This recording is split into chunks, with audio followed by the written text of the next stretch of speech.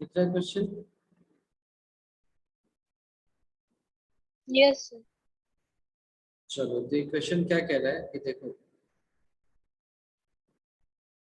Ruhi travels 300 kilometers to her home partly by train and partly by bus। ये कह रहा है कि चलो रूही एक लड़की है, वो पॉइंट ए पर है और उसका घर कहाँ है, बी पर है मान, और ए बी की डिस्टेंस कितनी दे रखी है, 300 किलोमीटर।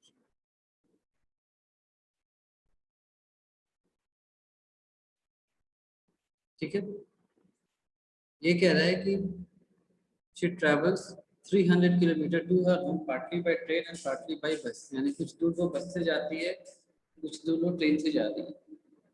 आगे कह रहा है she takes 4 hours if she travels 60 kilometer by train and the remaining by bus। तो अगर वो 60 किलोमीटर ट्रेन से जा रही है और रिमेनिंग यानी कि 240 किलोमीटर बस से जा रही है, तो उसे टोटल टाइम क्या लग रहा है, 4 आवर्स लग रहा है। And if she travels 100 kilometer by train and the remaining by bus, she takes 10 meters longer। और अगर वो 100 किलोमीटर ट्रेन से जा रही है and 200 kilometers by बस जा रही है, तो उसे 4 hours 10 minutes लग रहा है। ठीक है, find the speed of the train and the bus separately। ठीक है, यहाँ मान लिया that the speed of the train is equal to st मान लिया है ना, and the speed of the bus is equal to s b मान लिया ऐसे। ठीक है, यहाँ तक देखो, यहाँ तक समझ में आया ना? Yes sir. चलो अब यहाँ पर दो केस बना लिए। तो केस मतलब जो आपको दे रखा है, केस 1 ये हो जाएगा आपका केस 2। तो केस 1 में क्या है, कितने, she takes 4 hours if she travels 60 kilometer by train and the remaining by bus। distance traveled by train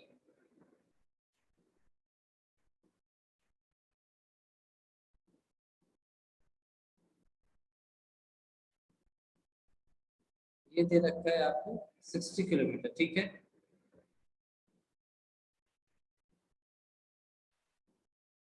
ये 60 किलोमीटर दे रखा है।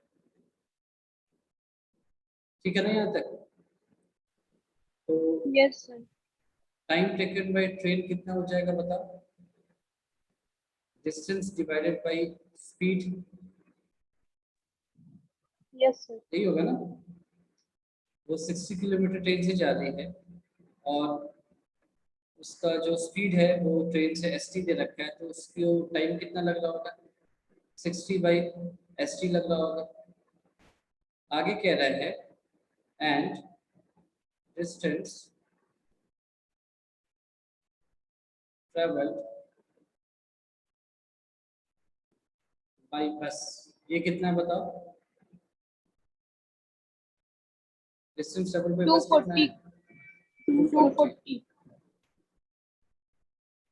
क्यों, क्योंकि 300 टोटल है, 60 ट्रेन से है तो 240 बस से हो जाएगा। तो therefore time taken by bus ये कितना हो जाएगा बताओ, 240 upon SB। 240 upon SB। SB।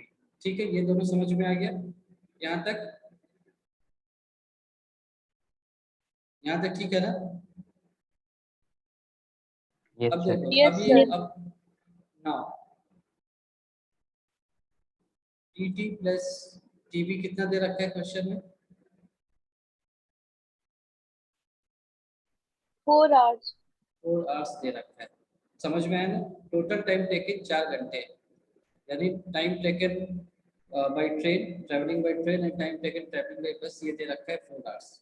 ठीक है, तो फिर सब्स्टिट्यूट कर दिए, 60 by st plus 240 by SB is equal to क्या हो जाएगा, 4। यहाँ तक ठीक है? Yes, sir. Yes, sir. 4 आपको कॉमन आता हुआ दिख रहा होगा, तो 4 से सबको डिवाइड कर दोगे तो ये क्या बचेगा, 15/ST plus 60/SB is equal to 1। ठीक है, ये यहाँ तक समझ में आया? Yes, sir. Yes, sir. है ना? अभी इसको यहीं पर छोड़ दो, क्यों छोड़ना है यहाँ पर बता रहा हूँ थोड़ी देर में। इसको यहाँ पर छोड़ करके केस 2 को स्टडी करते हैं, वो क्या कह रहा है। यहाँ भी वही बात लिख दी, डिस्टेंस ट्रैवल्ड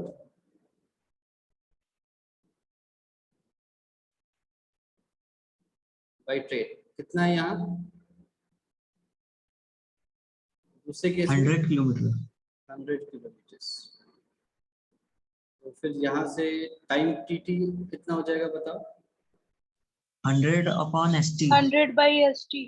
चलो 100/ST, इसको हमने 3 मान लिया। ठीक है, फिर लिखा एंड डिस्टेंस ट्रैवल बाय बस, ये कितना बताओ। 200. 200/ST. 200 किलोमीटर। ठीक है, तो therefore time taken by train कितना हो जाएगा, सर टाइम टेकन बाय बस कितना हो जाएगा, 200/SB. यहाँ तक सबको समझ में आ गया। Yes, sir. यहाँ तक कोई दिक्कत थोड़ी है। Yes, sir. चलो, तो अगर यहाँ तक दिक्कत नहीं है तो फिर इसको फिर से लिख लिया। नाउ टीटी प्लस टीबी कितना होगा बताओ। टीटी प्लस टीबी कितना होगा। 4 hours 10 minutes. 4 hours plus 10 minutes का मतलब 10/60 ऐसे लिख 10 सकते हैं, minutes. है ना, सभी आवर्स में आ गया। ठीक है, Yes, sir. तो इसको मैं टीटी को क्या लिख सकता हूँ, 100/ST प्लस 200/SB, और इसको मैं लिख सकता हूँ 4 + 1/6। ठीक है, ये है ना, 1 0 0 कैंसिल हो जाएगा, तो यहाँ से 100/ST plus 200/SB will be equal to 25/6। दिख रहा है आपको, ये दिख रहा है, यहाँ तक सही है। देखो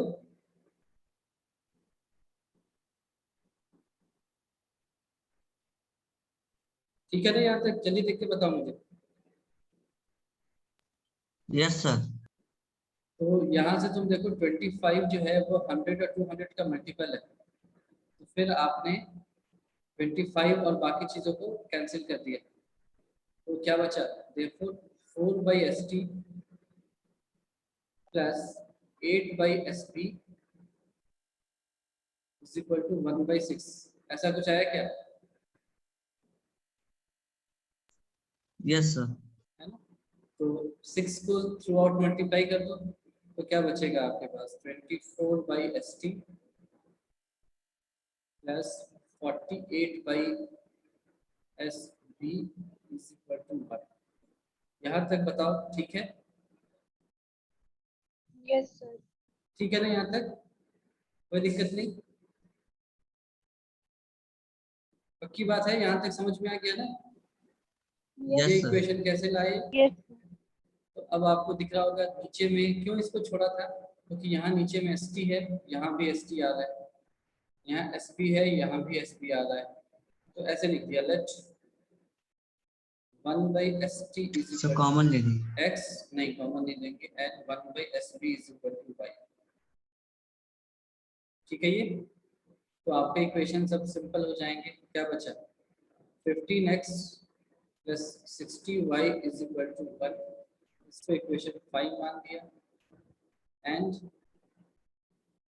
24x plus 48y is equal to 1, इसको इक्वेशन 6 मान दिया। ठीक है, यहाँ तक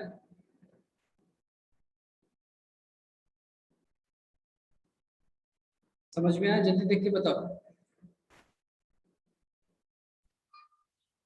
Yes, sir. ठीक है, तो अब यहाँ पर तुम देखो कि इसको हम चाहें तो एलिमिनेशन सब्स्टिट्यूशन वगैरह लगा सकते हैं, लेकिन मैं चाहता हूँ इसको और थोड़ा सा छोटा बनाना चाहता हूँ, है ना। मैं ये 15, 60, 24 और 48 ये सब बड़े बड़े नंबर्स दिख रहे हैं, मैं चाहूँगा कि इनको थोड़ा और सिंप्लीफाई करो। तो देखो दोनों के RHS में 1 है, यानी LHS भी बराबर हो, तो वहां से मैं ऐसा लिख सकता हूँ क्या, is equal to 24x + 48y, ऐसा लिख Yes, सकता sir. हूँ। ऐसा क्यों लिखा, क्योंकि ऐसा Yes, sir. लिखते ही मेरे पास क्या आ जाएगा, 12y = 9x। तो यहाँ से ये 4 टाइम्स, ये 3 टाइम्स, तो x की वैल्यू क्या आ जाएगी, 4/3y। ये ठीक है। Yes, sir. अब इसको इक्वेशन नंबर 5 में रख दो, सब्स्टिट्यूटिंग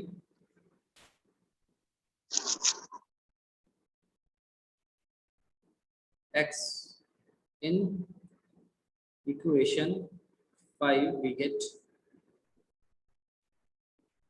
तो इक्वेशन 5 क्या है, 15x + 60y = 1। therefore 15x की जगह क्या रखोगे आप, 4/3y, 4/3. है ना, प्लस 60y = 1।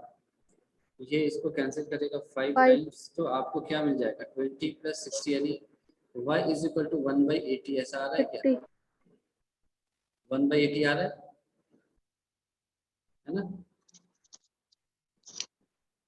आएगा y 1/80 आया सबका। Yes, sir. और फिर Yes, x sir. x निकाल लो यहाँ पर, therefore x क्या हो जाएगा, 4/3 × 1 y, by 60. यानी × 1/80। तो ये 20 टाइम्स, यहाँ से x 1 की by वैल्यू क्या 60. आ गई, 1/60 आ गई। अब x और y क्या था वो सब्स्टिट्यूट कर दो, therefore 1/x, x क्या था आपका, 1/st = 1/60। This implies st = 60 आ गया आपका, है ना। And 1/sb = 1/80। This implies sb = 80 आ गया। 30.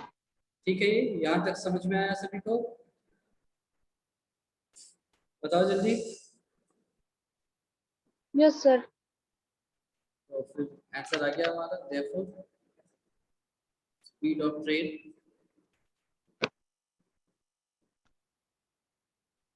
= 60 km/h and speed of bus ये हो जाएगा आपका 80 km/h। ये आंसर ठीक है। सर हाँ बोलो। सर एक चीज पूछना था, जो आप वो ST और SB को x मान लिए हैं, नहीं नहीं, SB ST को नहीं माना मैंने, 1/ST को 1 x बाई माना एस है। टी। हाँ, हाँ और सर वही। हाँ, तो अगर मान लीजिए हम डायरेक्ट LCM ले लिए, XY नहीं माने, एग्जाम टाइम में तो हमको पता नहीं होगा रिड्यूसिंग मेथड से करना है, तो हम LCM ले लिए तो गलत हो जाएगा। कहाँ पे तुमको समझ नहीं आएगा, कौन से स्टेप की बात कर रहे हो।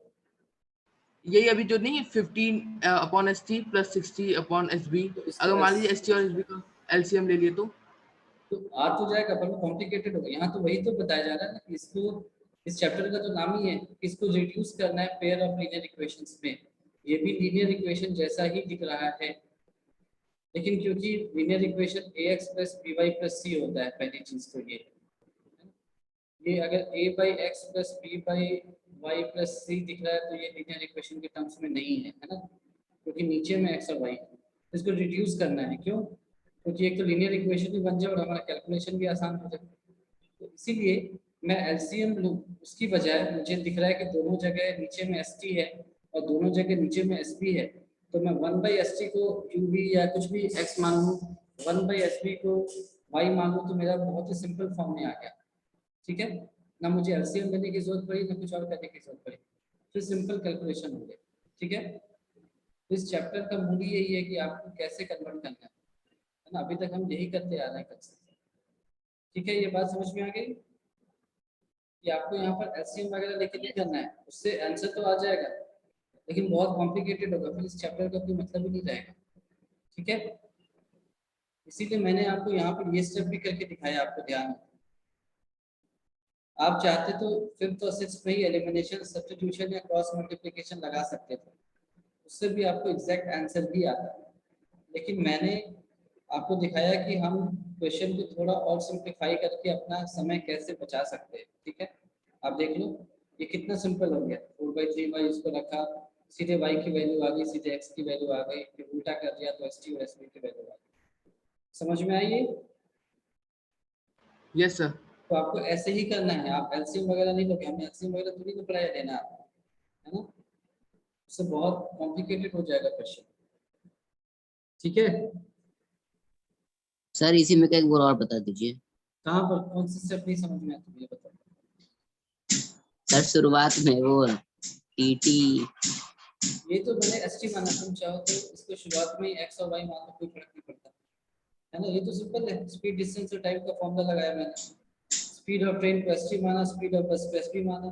दो केस है, पहले केस में वो ट्रेन से जा रही है 60 किलोमीटर, तो डिस्टेंस पता है, स्पीड तुमने एसटी बता रखा है, तो मैंने टाइम निकाला।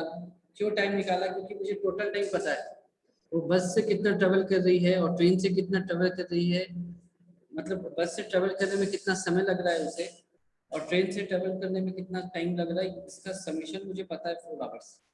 तो मैं इंडिविजुअल निकाल सकता हूँ, मैंने वही किया, इसीलिए इंडिविजुअल इसीलिए निकाला।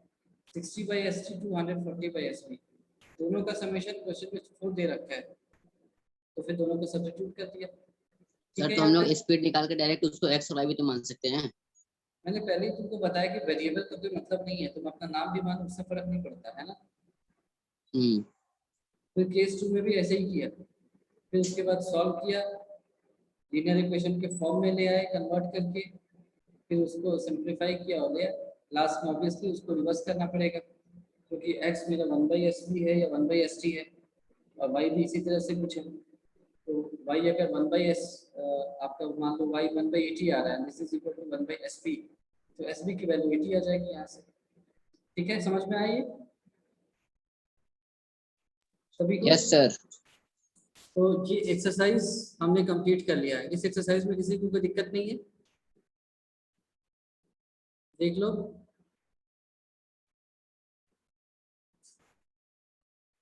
किसी को कोई प्रॉब्लम है इस एक्सरसाइज में?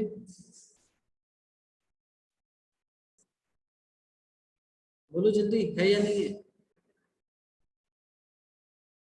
No sir. किसी को नहीं है ना? बाकी सब बोल क्यों नहीं रहे हो भाई?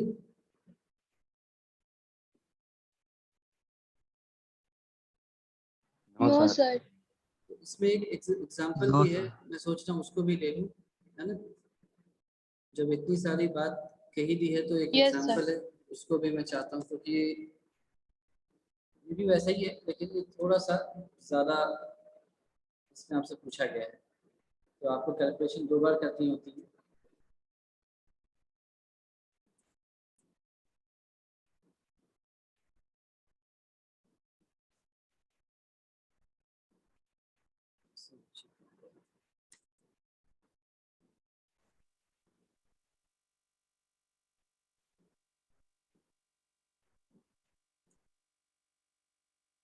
सर जानते हैं इस चैप्टर में सब जो मतलब मेथड है वो भी मुझे आता है, सब आता है सर, लेकिन जो वर्ड प्रॉब्लम होता है उसमें सर इक्वेशन ही नहीं बना पाती हूँ मैं, बार बार गलत हो जाता है, कुछ बन जाता है कुछ गलत हो जाता वो तो प्रैक्टिस से होगा, है। ये सर मेरा धीरे धीरे होगा, तुरंत थोड़ी ना जादू होता है। मुझे भी शुरू में शायद बचपन में नहीं आता होगा, कुछ चीजें आदमी अपने एज और एक्सपीरियंस से सीखता चला जाता है ना, इसलिए परेशान होने की जरूरत नहीं सर है। जिसमें इक्वेशन रहता है वो तो आराम से हो जाता है, लेकिन जिसमें बनाना रहता है सर वही जाके दिक्कत हो जाता है।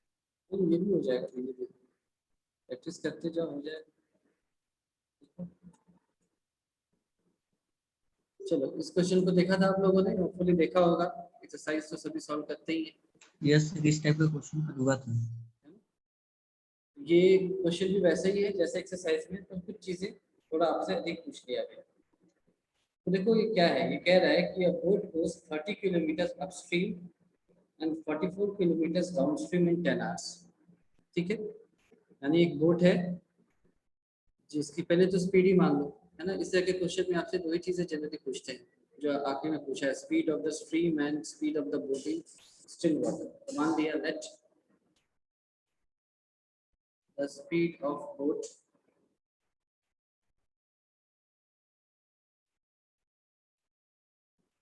in still water is equal to x kilometer per hour, ठीक है, and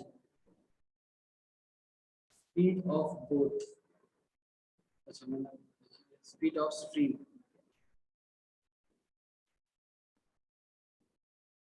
ये है मान लो y किलोमीटर पर आवर, ठीक है यहाँ तक, है ना।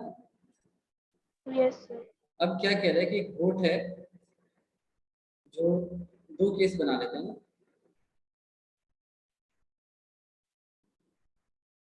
दोनों केस की जब वो बात कर रहे हैं तो दो केस हम बना ही लेते हैं।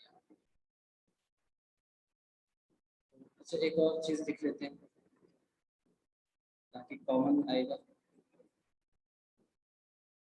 स्पीड ऑफ बोट डाउनस्ट्रीम कितना होगा बताओ? x plus y kilometre per hour. y kilometre per hour, ठीक है। And speed of boat upstream कितना होगा? x minus y kilometre per hour. x minus Y kilometre per hour. यहाँ तक ठीक है सभी के लिए, है ना। यहाँ तक हमने कोई दिमाग नहीं लगाया। Yes, sir. है ना। अब केस 1 और केस 2 जो हमें दो सिनारियो दे रखे हैं इसके हिसाब से हम काम करें। उसके लिए क्वेश्चन पढ़ लिया क्या कह रहा है। A boat goes 30 kilometre upstream, है ना, ये 30 किलोमीटर अपस्ट्रीम जा रही है बोट, एंड 44 किलोमीटर डाउनस्ट्रीम जा रही है। टोटल टाइम क्या लग रहा है? 10 आवर्स लग रहा है, ठीक है। और अगर दूसरे केस में वो 40 किलोमीटर अपस्ट्रीम जा रही है और 55 किलोमीटर डाउनस्ट्रीम जा रही है तो 13 आवर्स लग रहे हैं। तो ये भी मैंने इसको क्यों अभी लिया, क्योंकि ये एग्जैक्टली वैसे ही है जैसा कि हमने ऊपर वाला क्वेश्चन किया है, आपको ध्यान है। तो अपस्ट्रीम में जो टाइम लग रहा है उसको निकाल लिया, डाउनस्ट्रीम में जो टाइम लग रहा है उसको निकाल लिया, ऐड कर लिया और दो इक्वेशन बना के निकाल लिया, ठीक है। तो वैल्यूज आप चेक कर लेना और मुझे बताते रहना। तो अपस्ट्रीम की हम बात कर रहे हैं तो केस 1 में क्या है, डिस्टेंस अपस्ट्रीम कितना है? अपस्ट्रीम में डिस्टेंस कितना बताओ? 30 किलोमीटर। 30 किलोमीटर।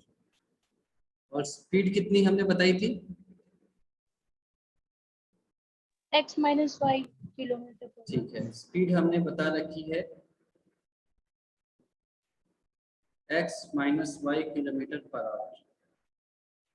तो देयरफॉर टाइम अपस्ट्रीम कितना हो जाएगा? 30 बाई x माइनस वाई हो जाएगा क्या? ऐसा Yes, होगा? sir. अच्छा, फिर ऐसे लिख लिया, डिस्टेंस डाउनस्ट्रीम,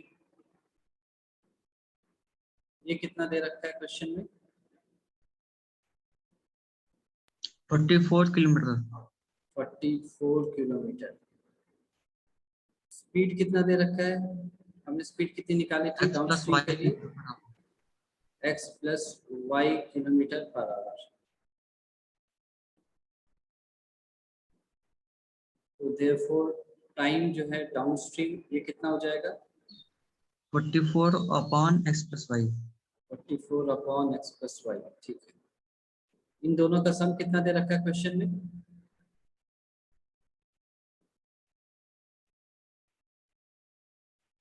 इनका सम दे रखा है ना।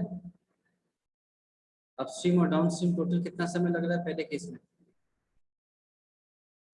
पढ़ो। 10 hours। x plus Y is equal to 10, ठीक है। यहाँ तक समझ में आना ये? Yes, sir. तो Yes, इसको sir. मैं यहाँ पर मुझे दिख रहा है 2 कॉमन दिख रहा है 15 by x minus y plus 22 by x plus y is equal to 5। ठीक है, ये यहाँ तक यस ठीक है। सर। इसको यहीं पर छोड़ देते हैं, इस केस में आगे बढ़ते हैं। अब बताओ डिस्टेंस कितना है अपस्ट्रीम यहाँ पर, चेंज कर लेते हैं।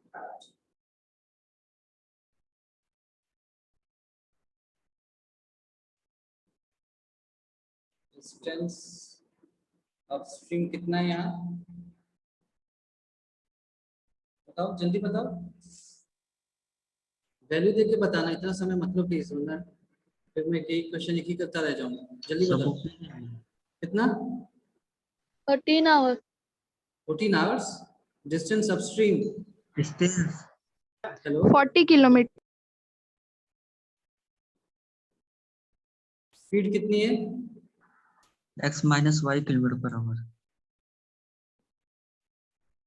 तो टाइम अपस्ट्रीम कितना लगेगा, 40 upon x minus Y. 40 upon x. ठीक है। अब बताओ डिस्टेंस डाउनस्ट्रीम कितना है, 55. 55. 55 किलोमीटर। स्पीड कितना निकाला था हमने, x plus Y X plus kilometre y. Per hour. x plus Y kilometre per hour. Therefore time upstream कितना लगेगा, सॉरी डाउनस्ट्रीम कितना लगेगा, 55 upon x plus Y. 55 upon x plus Y, ये Y. है फोर्थ।